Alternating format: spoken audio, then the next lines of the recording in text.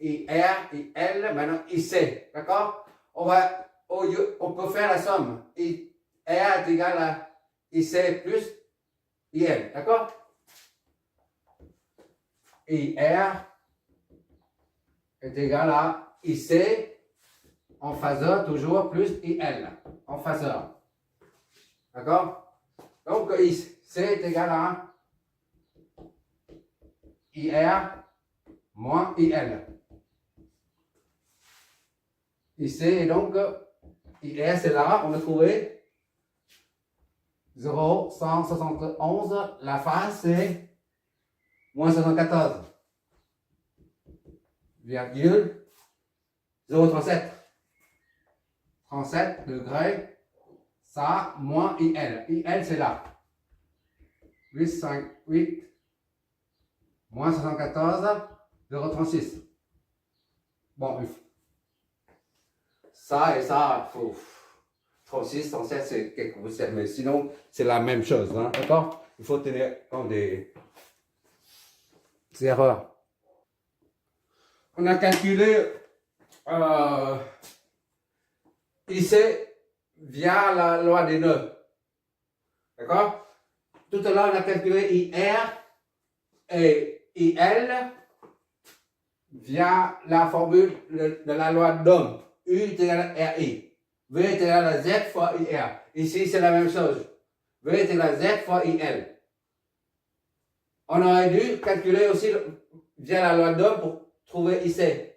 Mais on a utilisé la loi des nœuds. Maintenant, on peut vérifier ça via la loi d'Ohm. C'est-à-dire, VC est égal à ZC fois IC.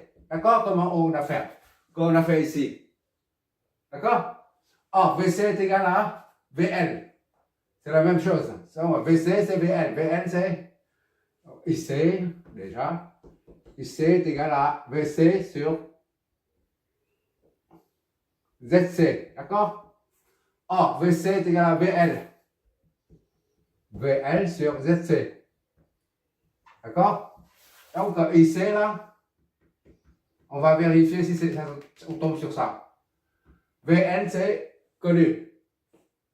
17, ici, la VL. 17, 15. D'accord?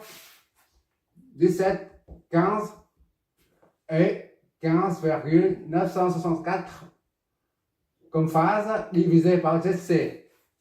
ZC, c'est 25 moins 90. On vérifie bien pour voir qu'est-ce que ça donne. Ça doit donner la même chose que ça, quelques poussières près. Maintenant, on va convertir ça en module de phase. Voilà. Ça nous donne 0,686. 0,686, la phase. 105, 964, 4 degrés. Comparé à ça, c'est juste quelques poussières. Sinon, c'est beau. D'accord? Tout est cohérent. Voilà. Maintenant, on a trouvé IR. Bon, maintenant, il faut trouver IRT, ICT, INT. Ainsi que les tensions VAT, VCT et VNT. Bon, on ramène tout ça au domaine temporel. D'accord? IRT. Domaine temporel. IRT avec la variable T. IR est où? IR est là. Ça fait, on multiplie par 1000 pour voir des milliampères. Voilà, on laisse ça comme ça. Des ampères. D'accord? Ça, on convertit cosinus de 4t. D'accord? Oméga t est constant. 4t, on remet. Plus la phase, c'est moins 7, 4, 0,37 degrés. D'accord? IAT, maintenant c'est ICT. ICT C'est ici. 0, 687, tout c'est en ampères, d'accord? 4T plus la phase, c'est 105, 9, 64 degrés. Voilà. Ampère. Et c'est ILT.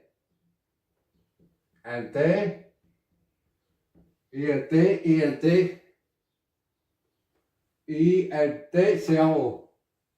0,858 cosinus de 4T toujours plus phase. Phase, c'est moins 74.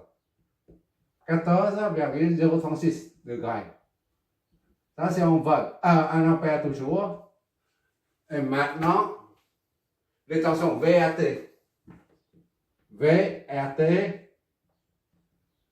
Avec la variable P, VR, c'est où? VR, c'est ça. 10,29 cosinus de 4D toujours, plus la phase, moins 74,037 degrés. Ça, c'est en volt. VRT, VCT. VCT, il est où? VCT, c'est VNT, c'est la même chose, d'accord? Donc, c'est là. VCT, c'est VNT. On met les deux en même temps. VNT, VCT est égal à 17,15 cosinus de 4T plus la phase. 15 degrés 964. Voilà, on vole. Ah, c'est terminé. Maintenant, les phases et les déphasages.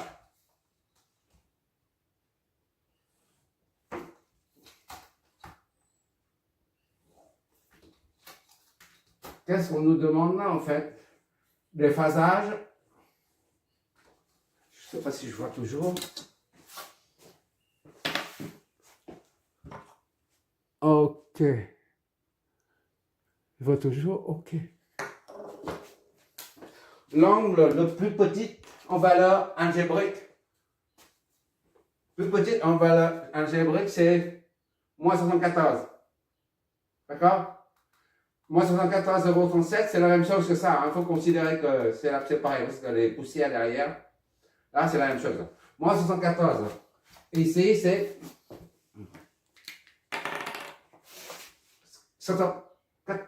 45, ici. Moins 74, c'est là, à peu près. D'accord? Moins 74. Voilà. Moins 74. 0,36, allez. 0,36 degrés. 1, 2, 3. Donc, IRT, INT et VRT sont en phase. IRT, INT et VRT. VRT sont en phase. D'accord? 1, 2, 3. Et maintenant, l'angle un peu plus grand, c'est 15. 15, c'est à peu près ici. 15 degrés. Pour VCT.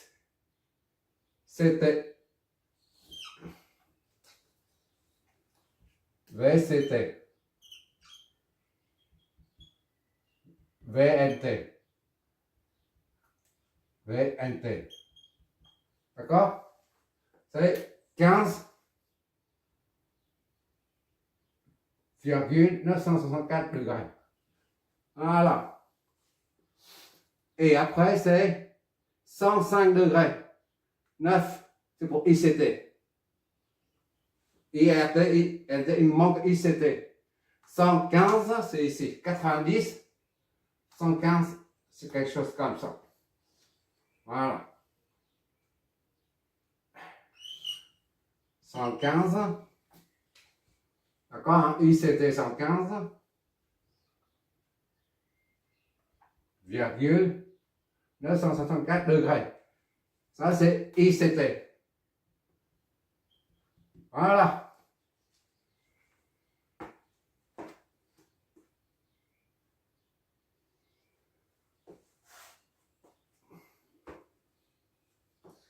Qu'est-ce qu'on a comme conclusion à dégager? On voit que d'ici à là, c'est 90 degrés. 90 degrés.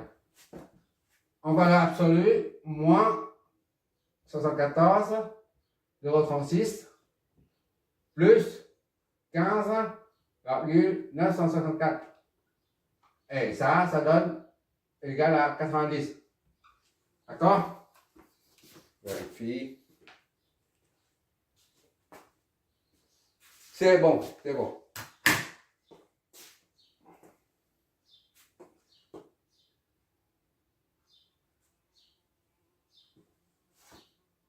Voilà. VNT, VRT. VNT et VRT. Ce qu'on doit comparer là. Ils sont déphasés l'une. Les deux tensions, la VNT et VRT, sont déphasées l'une par rapport à l'autre de 90 degrés. D'accord? Et quoi d'autre? Là, je viens juste de corriger ici, là. C'est 105, j'ai mis 115, c'est 105. D'accord? 964. Bon, maintenant, comme on a dit très souvent, pour un condensateur et pour une bobine, l'inductance, L. On a pour un condensateur IC et VCT. CT, et comme une bobine INT et VNT. D'accord? Pour un condensateur, le courant est en avance de 90 par VCT. Courant IC et VC. 90.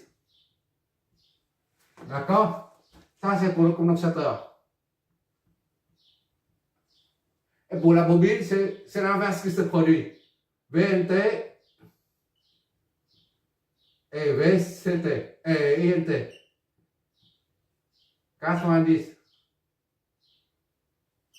C'est-à-dire pour un condensateur, VC doit rattraper le 90, doit parcourir 90 degrés pour rattraper IC. VC est en retard par rapport à IC.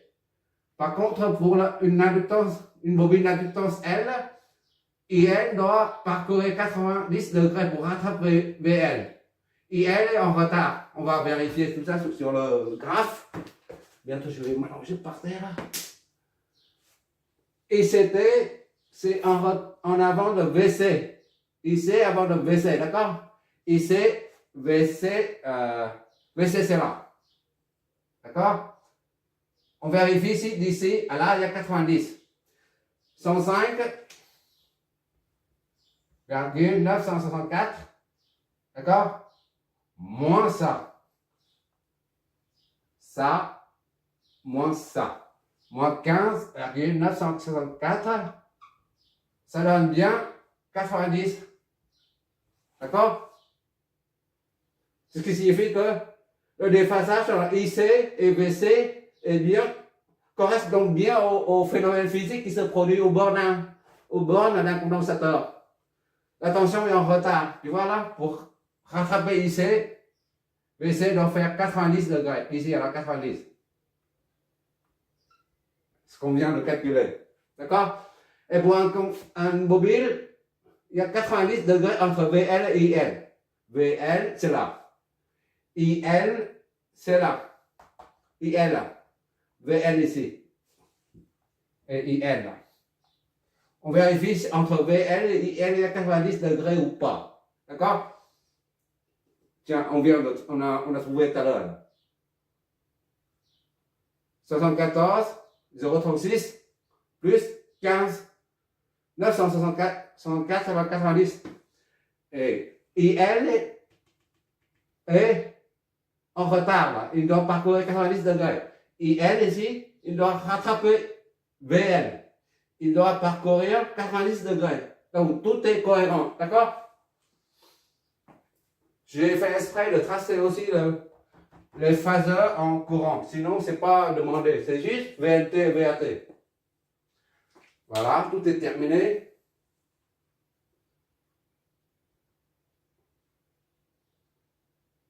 Là, tu vois bien que pour résoudre un circuit où il y a deux composants, on dit second ordre, comme un filtre. Déjà, en utilisant les phaseurs, c'est déjà compliqué. C'est déjà long. Mais si tu utilises les fonctions, les formules, des lignes trigonométriques, on dit les lignes trigonométriques, je crois. Ça fait des années maintenant. Je ne me rappelle plus comment ça s'appelle. Quand on dit cos A, cos B, là, cos A plus moins B est égal à cos B sin A, machin, bidule, plus, moins ou moins plus, cos B, cos A, enfin bref, tout ça on dit des lignes trigonométriques ou des... Je sais pas trop. Mais quand tu utilises ça à la place des phaseurs, eh ben, t'es jamais sorti de l'auberge. Là, c'est bon. La réponse, là, pour le domaine temporel, il est là. Tout ça.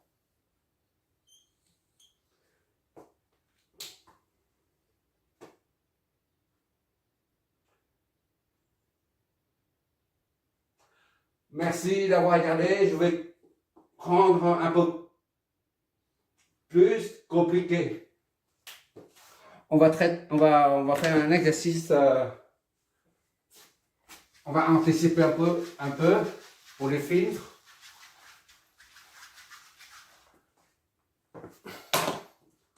On a un comme ça. Voilà. Ce sont des filtres. En général, ce sont des filtres. Voilà, par exemple. Ça fonctionne comme un filtre. Ça crée ici, à là, le premier circuit là, première partie là, ça crée un déphasage, un certain déphasage. Et après, d'ici, A, B, C, D, et à cause du deuxième condensateur, ça va engendrer un supplément de déphasage, un autre déphasage, je crois. Déphasage 1, phi 1, et après phi 2, la totalité se trouve à la sortie. VA, ça c'est VN. Voilà. Tout ça, on utilise les impédances, justement. Le rapport des impédances. On va faire ça. Ou alors, des inductances comme ça, là. Voilà. Dans une machine à laver, par exemple, ou en général, une machine à laver, s'il y a des fois, mais par exemple, je prends les appareils, les blancs, on appelle ça les blancs, les gros électroménagers. Ceux qui sont de haute gamme, comme Siemens. Siemens. Je crois que c'est comme ça. Au Bosch, par exemple. Je te raconte des histoires personnelles. Le filtre, c'est un lave-vaisselle comme ça. Ça se s'ouvre devant. Tu tires et tu mets dedans. Et derrière, juste, il y a des condensateurs. Un groupe de condensateurs. Voilà. Il y a des bobines dedans. Ça sert de filtrer les courants parasites. Parce que là-dedans, il y a l'électronique. Qui dit électronique dit les harmoniques, les courants non sinusoïdaux. Un courant sinusoïdal, c'est un courant parfait. Il reçoit le courant de l'EDF, les centrales de EDF nous fournissent un courant parfait, sinusoïdal parfait. Mais lors de la consommation, on fait propager dans le réseau qui arrive, qui alimente ça. Et nous, les machines à laver, par exemple, à cause des convertisseurs alternatifs en courant continu. On doit convertir le courant alternatif en courant continu. En courant continu, un peu ondulé comme ça. Voilà, mais continu, ça ne descend pas sous l'axe OX. D'accord? Le fait de convertir ça en ça, là, ben, ce n'est plus sinusoïdal. Ça contient des harmoniques. Les harmoniques, les courants harmoniques se propagent dans le réseau. Et personne ne veut ces harmoniques-là. Ça va surchauffer les lignes. C'est la raison pour laquelle les fabricants, ils sont conscients de ce problème, ils ont mis des filtres. Des filtres. Voilà, des condensateurs ou des inductances. Je dis ça comme ça, hein, mais il y a toutes sortes de filtres. Le système de filtrage est tellement complexe. Voilà, ça permet de court-circuiter les harmoniques dans les fréquences.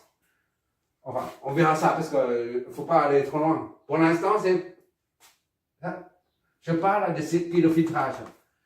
Et le circuit de filtrage, c'est ce qu'on va faire bientôt là, dans le prochain exo ou l'exo après. Ce sont des circuits de filtrage. D'accord? C'est juste pour te dire que ces circuits de filtrage sont très utilisés en gros électroménager à la maison. Là. Machine à laver, je suis tombé sur plusieurs dans l'Est de France. J'ai tombé sur plusieurs sortes de machines. Et très souvent, les groupes de filtrage sont court-circuités. Parce qu'il y a trop de courants parasitaires, en fait. Voilà. Quand je suis chez un ami, lui, il est électricien, lui. Il a acheté un gros appareil électroménager, mais il a calibré. Il suffit de mettre en marche l'appareil, la machine à laver, ou en général les machines à laver. Ou alors, je connais un autre appareil, c'est NG. Non, c'est pas NG. Mark Drive, c'est ça, Mark Drive. Mark Drive, quelque chose comme ça. Mark Drive. Je sais pas trop. C'est un truc, ouverture frontale comme ça. De 6 à 10 kilos. Et ça, derrière, là, c'est un disque comme ça. Un disque avec des aimants. Des aimants partout, là. Il y en a 12 aussi, je ne me rappelle pas. Tu enlèves ça, mais tout autour, là, en dessous, là, tu enlèves le flasque. Autour, il y a des bobines partout. Des bobines. Tu vois? Ils ne sont pas solidarisés avec ça. Hein. Ça, tu as un vis. Tu as des vis, un gros boulon. Voilà. Tu enlèves le flasque. Là, à l'intérieur du flasque, le flasque est comme ça. Je ne sais pas comment. En 3D, c'est. Voilà. Comme ça, le flasque en 3D. D'accord? Voilà. En 3D. À l'intérieur,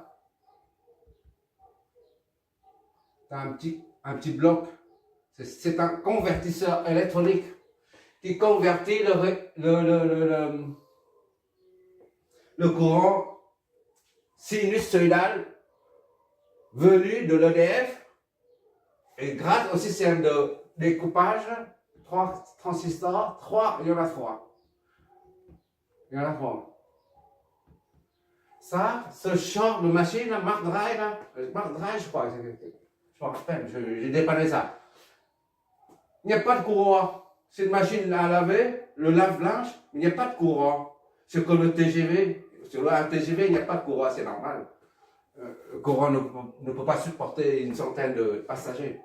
Donc, il y a le courant sinusoïdal qui arrive comme ça, là. Et ça devient continu après. Et temps 1, T1, ça alimente ça. Le T2, ça alimente ça.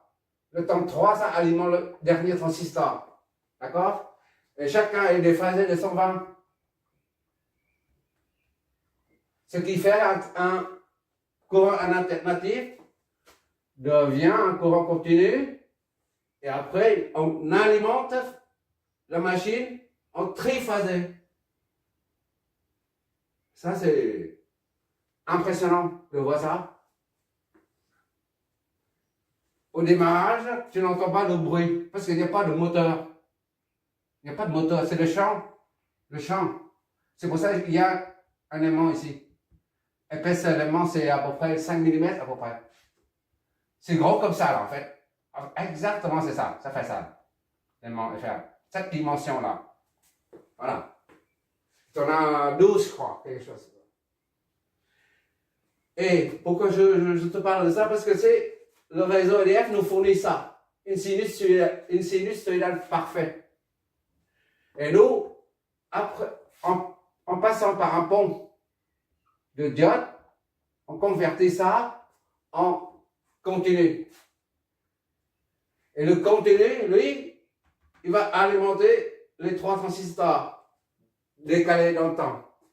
Et ça crée un système triphasé qui alimente à son tour le moteur.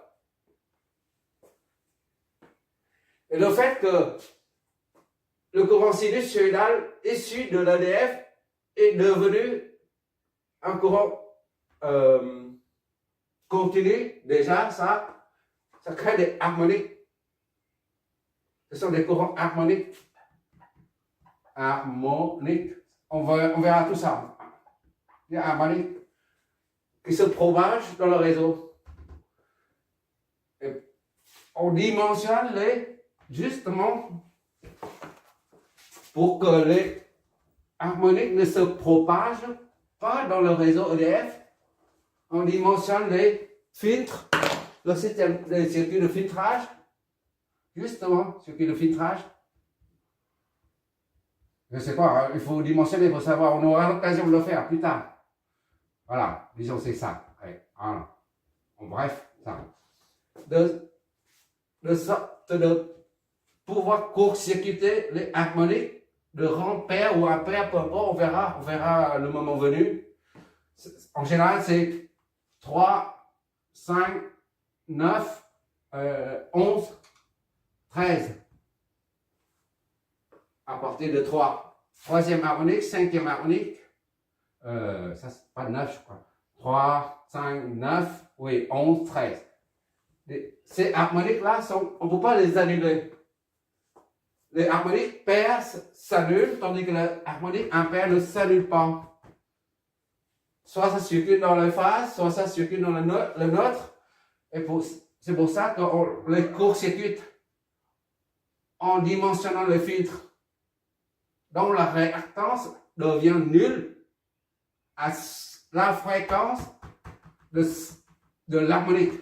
Harmonique 9 par exemple, 9 fois 50 Hz, disons, hein, 450 Hz. Voilà. Il faut que la fréquence devienne nulle. La réactance devient nulle à la fréquence 450 Hz pour que le courant de cette harmonique-là passe par à 450 Hz, ça devient nul. Donc ça devient un câble, un fil à la Terre. Donc l'harmonique de 9e rang va passer dans le sol au lieu de se propager dans les réseaux EDF. Voilà, c'est le prochain, après on fera bientôt là. Le filtre, d'accord? Le système de filtre, au lieu d'avoir ici là, 1, 2, on va en faire plusieurs, tu verras. Parce que c'est encore trop tôt pour parler des harmoniques.